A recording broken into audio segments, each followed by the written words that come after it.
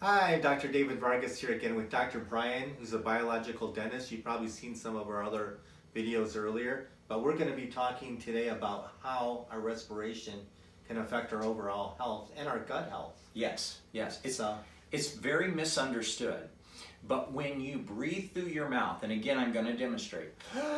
When I have to do that, I'm exaggerating, but that's what our body is doing. When I do that, I open up valves all along the system, and that pulls acid up into my throat. Now, that can affect whether or not you think you have allergies. Older gentlemen like myself will clear our throats because we're scarring the back of our throat.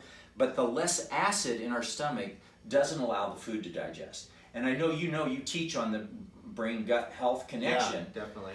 But as that food doesn't digest, it moves through each segment of our digestive system, our stomach, our small intestines, our large intestines, and it creates an imbalance in the bacteria. Now, this is what's so interesting.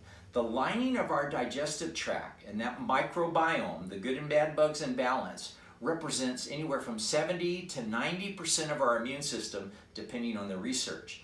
When we breathe through our mouth, we're going to create an interruption or dysbiosis in the health of that ultimately weakens our immune system.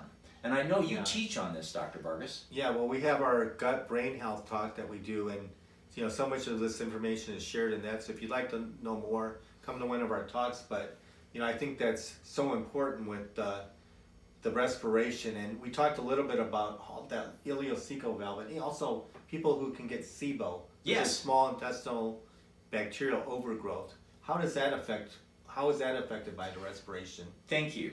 Because that same gasp, it opens the valve to your stomach and your esophagus, but it also opens every other valve. And if you have an ileocecal valve, that's the valve between your small intestines and your large intestines. When it opens up, bacteria that should only be in the large intestines comes up in the small intestines. I noticed one of the things you do on all of your patients is you check the health of that valve and you close it. Yes. Gastroenterologists are the name of the specialists that focus on this. When you talk to them about ileocecal valve adjustment, they look at you like you're coming off a UFO.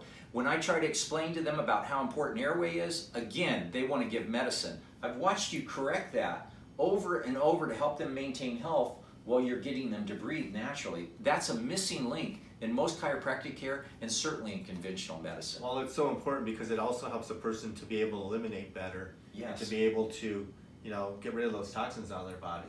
Yeah. So, that's one of the reasons why we check that like that. So, check out our next video that's going to be going into more detail about some of these things. If you have any questions, give us a call at our office or check out our website at drdavidvargas.com. Look forward to seeing you again soon. Thank you. Thanks.